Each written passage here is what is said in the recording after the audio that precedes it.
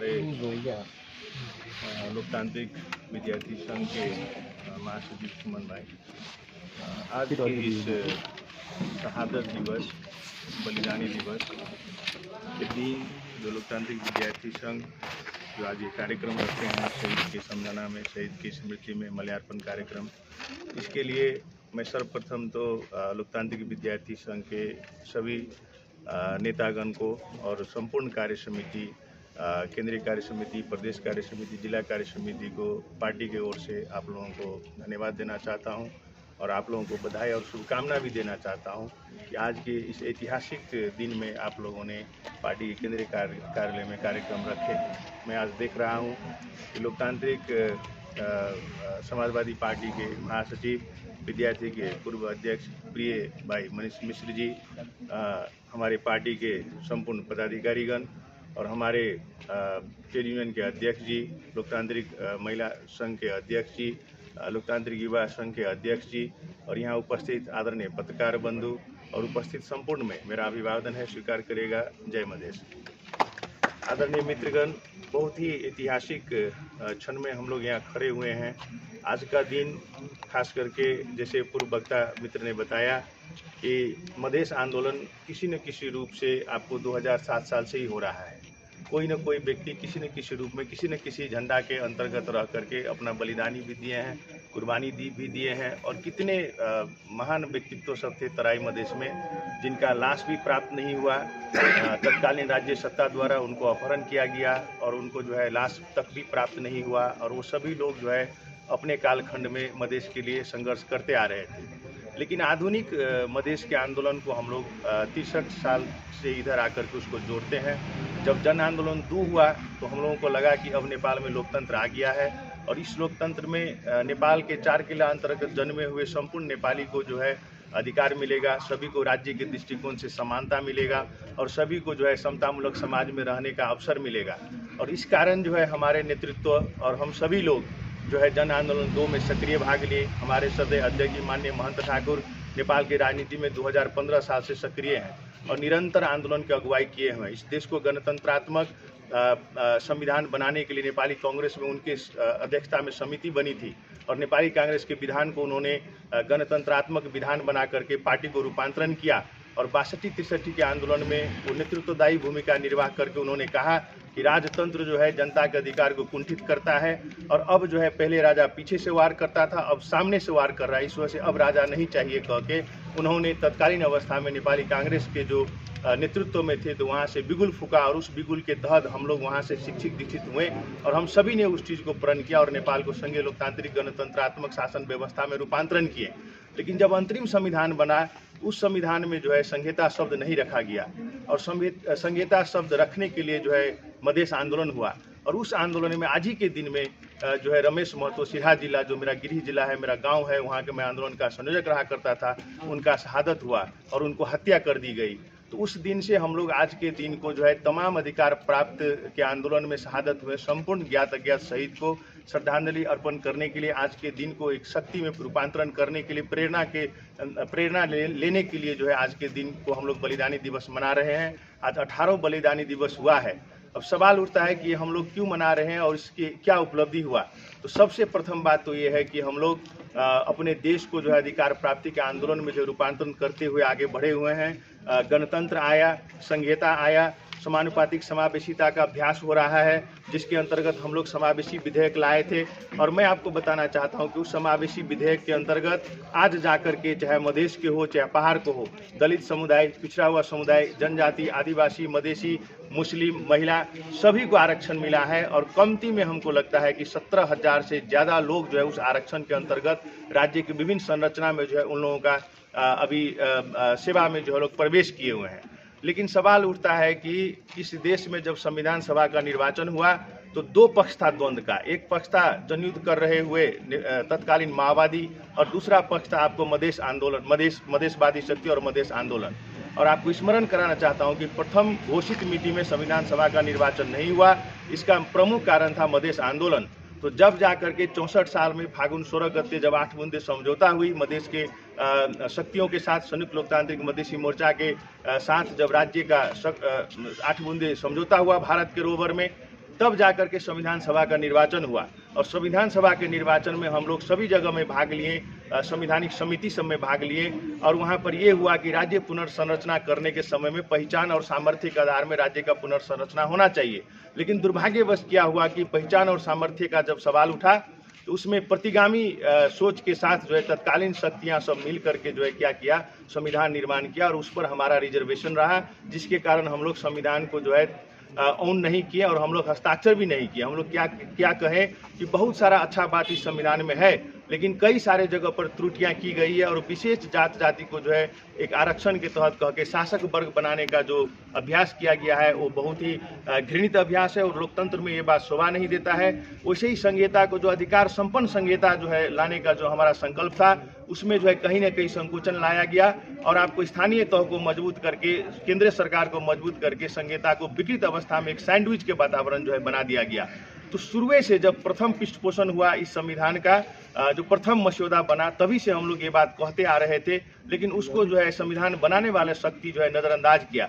लेकिन आज मुझे गौरव हो रहा है, खुशी हो रहा है कि आज इस देश का सबसे बड़ी पार्टी और सबसे दूसरी पार्टी का जो ये गठबंधन का सरकार है, वो ये बात को जो है भली भांति जान चुका है कि ये संविधान यदि आगे बढ़ा के लेकर के जाना है, इसमें संशोधन का आवश्यकता है। ये संविधान में कई सारा त्रुटियां हैं। ये संविधान न परंपरागत संसदीय व्यवस्था है, और न ये संविधान आपको अग्रगमन में जो है प्रमुख कार्यकारी रहने वाला जो है एक अग्रगामी संविधान है। तो इसका जो परिकल्पना सब जो है, इसको प्रावधान सब जो है, उसको जब लागू करने जाते हैं तो सारा जगह जो है चुनौतियां दिखाई दे रही है। आप लोगों को मैं स्मरण कराना चाहता हूं कि अभी का संसदीय व्यवस्था में संसद कमजोर हो चुका है, और राज्य का जो शक्ति है, संसद का जो है पार्टी सबको जो है लाइन लग करके न्यायालय में जाना पड़ा, और न्यायालय ने निर्णय किया कि फलाने व्यक्ति प्रधानमंत्री बनेगा, जबकि वो अधिकार जो है संसद को है। और वहाँ पर लाइन लाग करके जो है आपको जब शनाखत हुआ, तब जाके एक व्यक्ति को प्रधानमंत्री बनाने का निर्णय न्यायालय किया। तो मुझे कहीं न कहीं लगता है कि संसदीय व्यवस्था में जो संसद, जो हमारे सोवरेन सबसे उच्च निकाय है, वो भी कमजोर दिखाई दे रहा है इस संविधान के तहत। और हमारा जो राज्य पुनर्संरचना का जो आधार था कि तत्कालीन अवस्था में जो एक आयोग बनी थी, 10+1 प्रदेश का जो परिकल्पना किया गया था, वो सबसे बेहतर परिकल्पना था। उस अंतर्गत जो है राज्य का पुनर्संरचना यदि होता तो आज पहचान और सामर्थ्य के आधार में इस देश में जो संघीय इकाई सब बनता, प्रदेश सरकार सब बनता, जो अभी दिखाई नहीं दे रहा है। मैं आपके बहुत मजे के बात में कहना चाहता हूँ कि अभी जैसे मध्य प्रदेश हम लोग नामांकन किए, राजनीतिक रूप से मध्य प्रदेश अब संविधान में उल्लेख हो गया। 8 जिला में सही मध्य प्रदेश का हम लोग अभ्यास किए हैं, लेकिन अब जब नाम हम लोग रख लिए उसको मध्य प्रदेश, तो संविधान के अनुसूची को परिवर्तन करना पड़ेगा, क्योंकि वो अभी संविधान के तहत जो है उसको लिखा नहीं गया है। वो हम लोग निर्णय किए, राजनीतिक निर्णय हुआ, वो लागू हो चुका, लेकिन संविधान में जब तक हम लोग उसको निर्णय को जो है अनुसूची को जब तक हम संशोधन नहीं करेंगे और वहाँ नहीं लिखेंगे, तो अभी भी हमारे संविधान के अनुसूची में आप देखिएगा तो खाली प्रदेश 1 से लेकर के 7 प्रदेश कहा जाता है। तो अब जब मध्य प्रदेश को प्रदेश नंबर 2 कहा जाता था, तो उसको मध्य प्रदेश कहना पड़ा। प्रदेश 1 को जो है कोसी प्रदेश कहना पड़ा, तो उसको जो है संविधान संशोधन आज का आवश्यकता हो चुका है। तो मेरा ये कहना है कि हम लोग जो संहिता जो लेकर के आए, हमारे संघर्ष से, हमारे बलिदानी से, हमारे वीर जो है शहीदों की कुर्बानी से जो ये संहिता आया है, उसको मजबूत बनाने के लिए अभी भी संविधान संशोधन का आवश्यकता है। अभी भी हम लोग चाहते हैं कि साझा नेपाल बने, सभी का जो है भाषा, वेशभूषा, सभी का जो है संस्कृति, सभ्यता का सम्मान हो। नेपाल छोटा मुल्क जरूर है, लेकिन विविधतायुक्त मुल्क है, और इस विविधतायुक्त मुल्क को जो है आप जैसे श्रद्धेय माननीय महंत ठाकुर जी कहते हैं, सत्ता नहीं प्रभु सत्ता, तो प्रभु सत्ता का उनका परिकल्पना है कि अधिकार संपन्न संघीय राज्य सब। तो अधिकार संपन्न संघीय राज्य होगा तो आप प्रभु सत्ता का अभ्यास कर पाइएगा, इस देश का इंद्रेणु का आप सम्मान कर पाइएगा। कुछ मुट्ठी भर अल्पसंख्यक के जो है खस, बाहुन, आर्य और दशनामी क्षत्रिय के नाम पर जो है आप उल्लेख कर दिए, खाली वही समुदाय का थोड़े नहीं ये देश है। ये देश दलित का भी है, ये देश मधेसी का भी है, ये देश मुस्लिम का भी है, ये देश थारू का भी है, ये देश जो है जनजाति का भी है। इस मनोविज्ञान को जो है वहाँ पर रूपांतरण करने का जरूरत है। ये आज का सबसे बड़ा ठोस आवश्यकता है। और अभी जो ये संविधान संशोधन का विषय उठ रहा है, हम लोग इस सरकार में है, क्योंकि हम लोग निर्वाचन भी गठबंधन के तहत लड़े हुए थे, और अभी ये संविधान संशोधन का जो सवाल हो रहा है, तो अभी का संशोधन अग्रगमन के लिए होना चाहिए। अभी के संशोधन राज्य को पुनर्संरचना करने के लिए होना चाहिए। अभी के संशोधन आपको जो है पहचान और सामर्थ्य के आधार में संघीय राज्य सबको स्थापना करने के लिए होना चाहिए। अभी का संशोधन राज्य के संपूर्ण निकाय में समानुपातिक समावेशिता को लागू करने के लिए होना चाहिए। अभी के संशोधन न कि प्रतिगमन के तरफ होना चाहिए। हम लोग अपना बलिदानी दे करके, खून बहा करके जो है हम लोग समानुपातिक संसदीय प्रणाली लाए हैं, निर्वाचन प्रणाली लेकर के आए हैं। और आज उस निर्वाचन प्रणाली पर जो है प्रहार होने का संभावना है। और हमारे संविधान का मर्म है आपको मल्टी पार्टी सिस्टम और प्लुरलिज्म, बहुलवाद और जो है बहुदलीय शासन व्यवस्था हमारा संविधान का मर्म है, मुटु है। आज उस मर्म पर प्रहार करने का दुस्साहस कहीं न कहीं होने का संभावना है। इस वजह से भी हम लोगों को सचेत रहना चाहिए। अरे निर्वाचन प्रणाली में कोई दोष नहीं है। मैं आपको कहना चाहता हूं कि 2046 साल का जो सरकार था, स्वर्गीय गिरिजा प्रसाद कोइराला प्रधानमंत्री थे, तो बहुमत का सरकार था। उनको किसने रोका था? कौन संविधान के तहत उनको दिक्कतें हुई थी जो उन्होंने संसद विघटन कर दिए? इससे पहले नेपाल कम्युनिस्ट पार्टी का 2 तिहाई का नजदीक का सरकार था। क्यों वो सरकार 5 वर्ष नहीं चल पाया? तो वो संविधान का दोष नहीं है। उस समानुपातिक सांसद प्रणाली से आए हुए सांसद लोगों के कारण वो सरकार नहीं गिरा था। नेतृत्व को नीति और नियत में जो है खोट है, नेतृत्व में असक्षमता है, और हम लोग दोष जाकर के दे देते हैं शासन व्यवस्था पर। और आज जाकर के जो समानुपातिक समावेशिता का जो हमने तभी आपको कहा कि हमारा समझौता हुआ है, उस समझौता में कहा गया है कि राज्य का संपूर्ण संरचना सेना शहीद प्रहरी सबैमा सामूहिक प्रवेश हुने छ, मधेसी लगायत अन्य उत्पीडनमा पड़ेको जात जातिहरूको। तर उस तरफ हमारे देश नहीं जा रहा है और कहीं ना कहीं अलग से एक शासक जो है ग्रुप बनाया जा रहा है। तो आज का जो ये दिन है, ये प्रेरणा लेने के लिए जो है हम लोग यहाँ उपस्थित हुए हैं और जिन्होंने अपना जीवन दे दिया। मैं कहना चाहता हूँ इसी देश में स्वर्गीय बीपी कोइराला जैसा, कृष्ण प्रसाद भट्टराई जैसा, मनमोहन अधिकारी जैसा, पुष्पलाल जैसा महान आत्माओं का जन्म हुआ, जिन्होंने जनता को अधिकार संपन्न बनाने के लिए अपने सारा चीज आहुति दे दिए। उन्होंने कभी भी बिजनेस व्यापार में अपना नाम नहीं रखा, कभी भी जो है कर्टेलिंग नहीं किया, कभी भी किसी संस्था से अपना नाम नहीं जोड़ा और देश के लिए लड़ा, लोकतंत्र के लिए लड़ा। और उनका जो कद है वो बहुत उच्च लेवल में जो हम लोग सम्मान करते हैं। स्वर्गीय गजेंद्र नारायण सिंह जी का समानता का जो आंदोलन था, आज माननीय महन ठाकुर जी उस मिसाल को लेकर के आगे बढ़ रहे हैं, उस संकल्प को लेकर के आगे बढ़ रहे हैं। आज माननीय महन ठाकुर जी क्या कहा कि मैं क्या बनूंगा इस देश में, वो इंपॉर्टेंट बात नहीं है। हो सकता था कि मैं राष्ट्रपति बन सकता था, हो सकता था कि मैं प्रधानमंत्री बन सकता था, लेकिन सवाल ये है कि 77 जिला में जन्म हुए नेपाली नागरिक को जो है सुशासन का प्रत्याभूति हो रहा है कि नहीं हो रहा है, उन लोगों को लोकतांत्रिक आचरण के अंदर उन लोगों को सेवा सुविधा पहुंच रहा है कि नहीं पहुंच रहा है, हमारे शिक्षा, स्वास्थ्य, खाने पानी लगायत का जो है जो सुविधा सब है उसमें हमारे राज्य का कितना पहुंच है। आज भ्रष्टाचार चरम सीमा पर पहुंच गया है। आज किसी भी बड़े पार्टी का नेतृत्व को जो है सम्मान देने का अवस्था नहीं है, क्योंकि हर लोगों का किसी न किसी स्कैंडल में नाम पड़ा हुआ है। लेकिन आज हमें गौरव हो रहा है कि माननीय महन ठाकुर जी कई बार मंत्री बने, उपसभामुख बने, पार्टी चला रहे हैं, लेकिन विगत 17 वर्ष से किसी भी लाभ के पद में नहीं गए हुए हैं। और उनका अपना इतिहास, उनका व्यक्तित्व ही एक बहुत बड़ा जो है तमाचा है उन लोगों के लिए जिन्होंने सुशासन के बात के नाम कर जो है राष्ट्रीय डुकुटी अपना घर में ले जाना चाहते हैं। तो आज देश का अवस्था है रूपांतरण लाने का, आज देश का अवस्था है सुशासन देने का, आज देश का अवस्था है। मैं कहना चाहता हूं आपको कि तराई मधेश क्षेत्र का जो धरती है, जो आकाश है, जो वन जंगल है, जो खनिज है, सभी पर बक दृष्टि लगा करके बैठे हुए हैं कुछ लोग। इसके लिए भी हम लोगों को एकत्रित होना जरूरी है।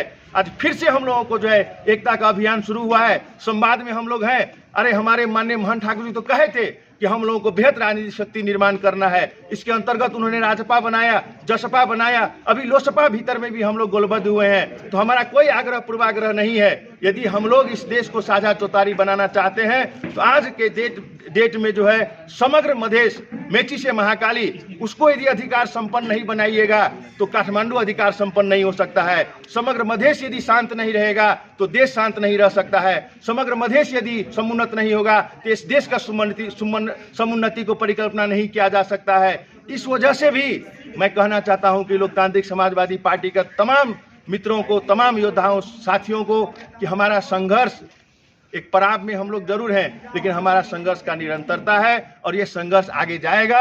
और कब किस रूप में विस्फोट होगा वो कहा नहीं जा सकता है।